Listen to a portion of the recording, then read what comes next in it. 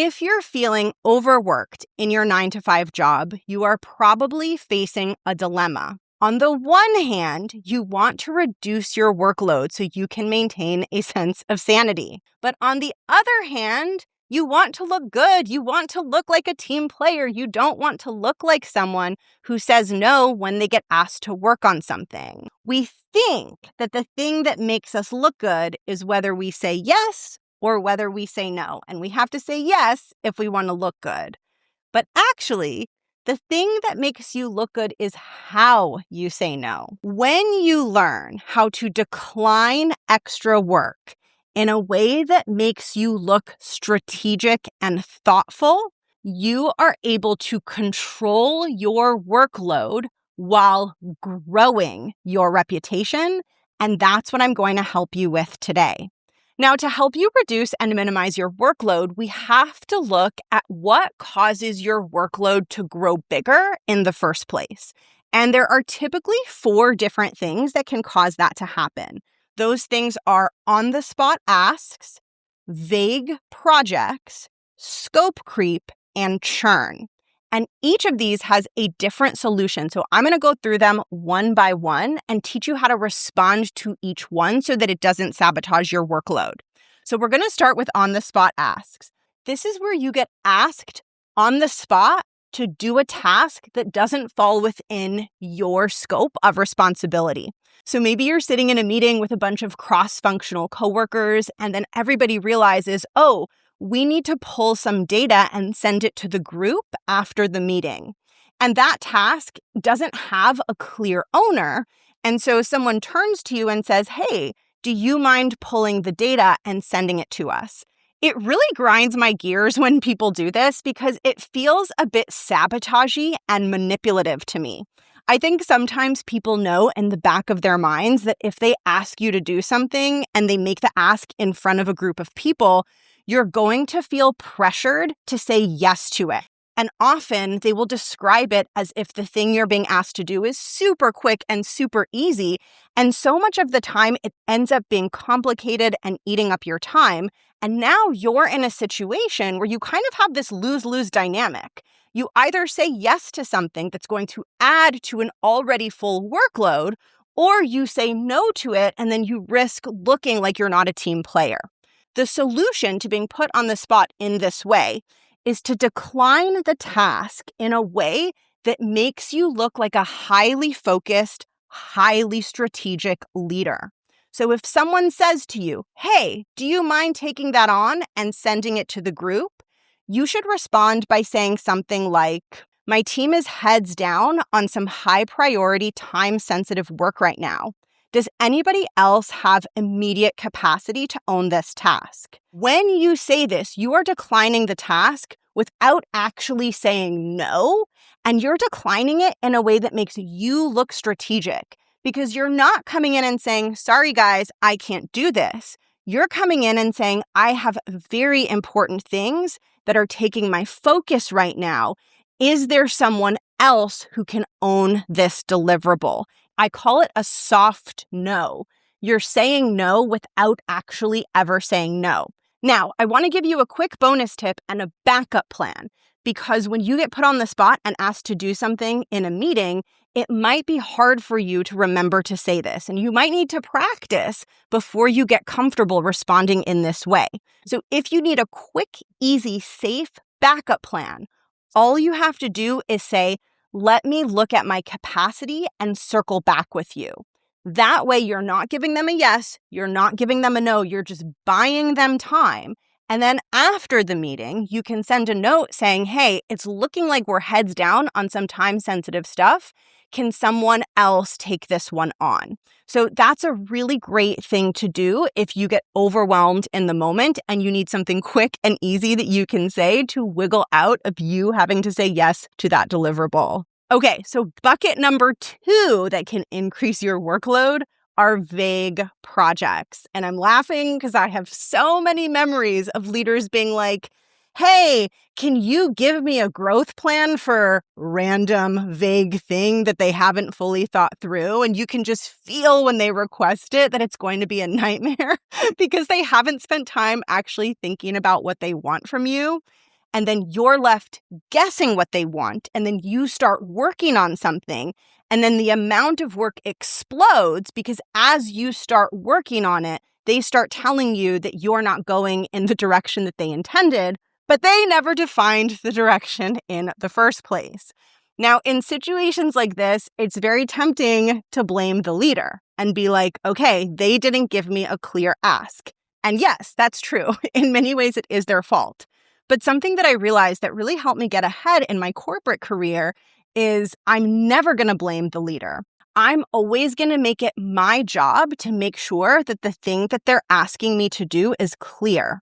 And if they weren't able to ask it in a clear way, I will help them ask it in a clear way. So whenever this happens, what you want to do is have something that I call a scoping conversation. A scoping conversation is when you come back to the leader with a proposed scope of how you will tackle the project that they asked you to do. So you might say something like, great, let me take a crack at scoping this out and circle back with you. And then you want to go offline and put together a simple summary of what you think the project needs to look like. The way that I want you to think about it is it's as if your leader is saying to you, bake me a really good cake. And what you're doing is you're going behind the scenes and being like, okay, let me find a recipe. Let me look at the ingredients and map the recipe. And then I'll come back to my leader and be like, cool, you asked for a cake. Here's the recipe I picked. Here's the ingredients and the steps. Do you feel comfortable? And then they can look at that and be like, no, I wanted a vanilla cake. Or yes, oh my God, that cake looks great. Proceed. So when you come with the recipe, they have something to react to, and then they can give you more specific direction before you start working. And when you come back to them with that recipe, you'll say something like, I want to make sure we have a solid plan in place so that you feel good about the end deliverable. I put together a proposal where I outlined the overall goal, the deliverables, the owners, and the timeline. Let's take a look at it so I can incorporate your feedback before I get started. This ensures that you're not going to end up doing work that gets wasted because they weren't able to articulate their thoughts clearly. And this scoping work makes you look so good. It helps you advance within an organization because leaders realize I can give her like messy asks and then she goes and she cleans it up and then she brings it back to me. That is so insanely valuable for leaders because it basically tells them I can turn my brain off and I can be mentally lazy on this and she'll think it through for me, which means they can now use their brain for higher level things. They're conserving brain power because you're doing the thinking and the scoping, and that frees them up to focus their limited brain power on bigger, more important tasks. Now, before I get into the next bucket, which is scope creep, which I think we've all experienced, I made a free worksheet that goes with today's episode, which I'm really excited about. So if you're listening thinking these examples are great, but I wish I had them written down somewhere so I could reference them, I put that in a worksheet for you. So I created a companion worksheet that goes with today's episode. It's called the No Overworking Worksheet. I really like that pun. And it summarizes the core teachings from this episode. And it also shows you the quotes and example phrases that I've been teaching you to help you decline extra work or to help you scope a vague project. So everything I'm teaching in today's episode is captured in the worksheet. You can grab it by clicking the link in the show notes. It will help you remember everything you've learned so you can start reducing your workload ASAP. Okay, the next bucket is scope creep. Scope creep can be very painful when it happens in your 9-to-5 or corporate job or in any job. Scope creep is when you get asked to do something and slowly the thing that you're asked to do balloons bigger and bigger and your workload becomes gigantic. This can happen for a lot of reasons. It can happen because the project wasn't properly scoped in the first place. It can also happen because of shiny object syndrome. Sometimes leaders get excited about things and then they ask you to incorporate it into a project and you think to yourself like, oh, well, this is really important to them, so let me incorporate it. And then like a week later, they've forgotten about it and it didn't even matter. And you spent like multiple evenings burning the midnight oil working on this extra thing that they asked you for. So we want to make sure that you don't fall victim to scope creep, because not only does it cause overworking, but it also often causes the type of overworking that you don't end up getting credit for. It can lead to a lot of extra work behind the scenes that isn't always recognized. So when scope creep happens, the thing that you always want to respond with is a conversation about trade-offs. And you don't have to have this conversation right in the moment. You can say, that's an interesting idea. Let me take that offline and look at our capacity and come back to you with a proposal on next steps. This buys you time to map out the trade-offs and discuss the trade-offs with your stakeholder. So here's an example of what you might say. You might say something like, I took a closer look at what it would take to add this new piece of work to the project, and we have a couple of options. It's about 1 week's worth of execution. So option 1 is we could extend our timeline by about a week. Option 2 is we can bring in 1 or 2 additional headcount, and that will allow us to stick to our original timeline. Now, even though we could fit this in, I actually recommend that we hold off, and here's why. This project is a very new type of project for our organization, which means right now we're relatively slow in our execution, but a few months from now, we're going to be a lot faster and more efficient. A few months from now, I think we'll be able to get this done more quickly and with less resources. So my recommendation is that we hold off for now and pick this up next quarter. I wanted to run this by you and see what you think so we could figure out next steps. So this is a great example of managing up and saying no in a way that isn't going to feel abrasive or confrontational to the stakeholder. Now, in the example that I gave you, I proposed to the stakeholder to postpone the thing that they asked for, but it's also okay to propose to the stakeholder to just not work on that thing ever. You just want to be really clear about the business reason why. Maybe it's because you want your team to stay focused. Maybe it's because you want to avoid adding layers of complexity. Maybe it's because you want to maintain momentum. As long as you have a compelling reason that demonstrates the larger value for the business, you will look good by saying no. Leaders in an organization want to see people pushing back. They want to see people saying, hold on, let me show you a better way. That's how they know that you're engaged, that you're thinking deeply, that they can trust you. The key is you back it up with business rationale. The business rationale is the thing that makes you look good, even though you're saying no to extra work. Okay, we have one more category to cover, and that is the category of churn. Churn is when people keep changing their mind about what they want. And churn can happen even if you've scoped a project really clearly. You can have a beautiful, polished project plan, but it won't be able to hold up if the person in charge of you or the people leading that project keep changing their minds. And I'm just laughing because I'm remembering how painful it was when I was in my corporate career to have this happen. Sometimes leadership can be indecisive, and sometimes their priorities change. External things can happen, and all of a sudden, they want to go in a different direction.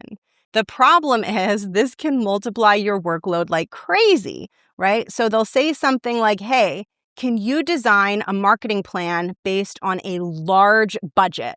And you'll design the plan, and then they'll say, oh my God, we need to cut the budget. Can you redesign the plan and this time do it for a very small budget? And then a week later, they'll say, oh, the budget's back, but it's not as big as the initial one. Here's the new budget. Can you rescope the plan?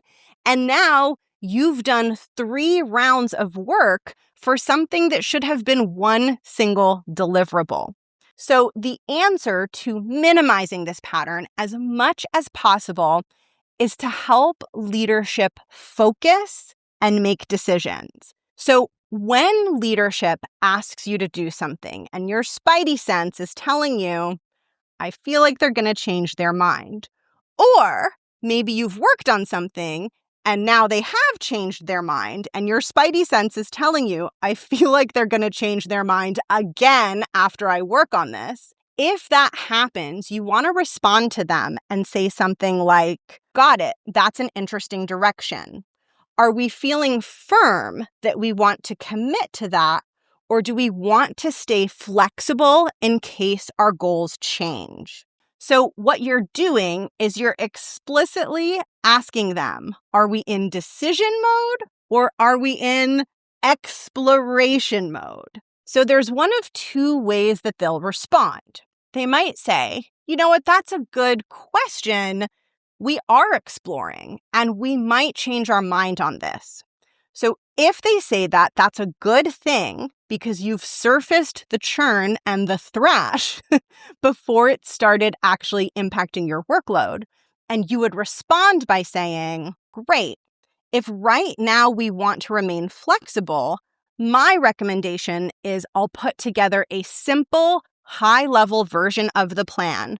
We'll review it. And if we still feel good about our initial direction, I'll go ahead and flesh out the plan, but I'll keep this initial draft light touch and high level so that if we change direction, I can easily pivot. Most leaders will respond very positively to this because they're getting initial momentum because you're going to start working on it, and then it gives them time to be indecisive. Now, remember, the conversation that you're having with leadership started with you asking them, do we feel firm in this direction, or do we anticipate that we might pivot and go in a different direction? Now, if they say, we feel firm in this direction, but you know in your mind that they're going to change their minds, then what you want to say back to them is, great. Let me put together a high-level plan of how we'll tackle it. I'll circle back with you, we'll review the plan, and then we'll proceed to next steps. So notice how when you ask leadership like, hey, are you decided on this or do you want flexibility to change your mind? Whether they say they're decided or whether they say they want flexibility, your next step is still the same. Your next step is to come back to them with a high-level plan. Do not start getting into the meat of the work if you know your leader is prone to changing their mind. And I know it can feel like, oh my gosh, but they're like asking me to do this thing and like I'm pushing back and I'm just coming back with a high-level plan. But this is the exact type of behavior and pattern that has you standing out because you come back to them with that high-level plan and they say to themselves like, oh, well, we're changing our mind and now we want to go in a different direction. And you say, great, that's why I wanted to start high level so we could really lock it in before we put resources against it. And that's the moment where they say, oh, good, I'm glad you did that. And they have this moment in their mind where they're like, oh, like I can be indecisive and disorganized and messy, and she's keeping everything efficient, like she's got it. And they build an enormous amount of trust with you. And this leads me into one of the biggest things that I want you to take away from this episode, which is that when you push back against leadership and you say no to additional work in a way that is strategic and in a way that reflects your deeper thinking about what will create success for the business, you end up looking good. You look better than you would look if you said yes to everything and overworked yourself trying to fulfill every single thing that people ask you to do. I know it's counterintuitive and sometimes it can feel like, okay, saying yes is going to make me look good. But a lot of times what happens is the work that you end up saying yes to isn't super valuable for the business. It isn't high visibility. You don't end up getting a lot of credit for it. And you miss the opportunity to show leadership that you are a big picture strategic thinker and that they can trust you to clean up their mess behind the scenes. They benefit more when you are constantly prioritizing and thinking about the higher level needs of the business. So when they start to observe that you're doing that, they realize that they can trust you to run things efficiently and make good decisions and push back when needed. And that has them leaning on you more, bringing you into high priority projects, trusting you more, wanting to keep you within the company. So all of these things that I'm recommending aren't going to make you look bad. They're going to make you look good. So don't be afraid to push back. A lot of times the pushback that you think is going to make you look bad ends up making you look really good. Thank you so much for tuning into today's episode. This was so much fun. And don't forget about the free worksheet. This worksheet summarizes everything I taught in today's episode. It has the 4 different scenarios. It has the specific phrases that I recommend you say to your boss or your leader. It's going to help you take everything you learned and implement it so you can start controlling your workload immediately. Grab it for free by clicking the link in the show notes. And thank you so much for being here. I'll catch you in the next one. Bye.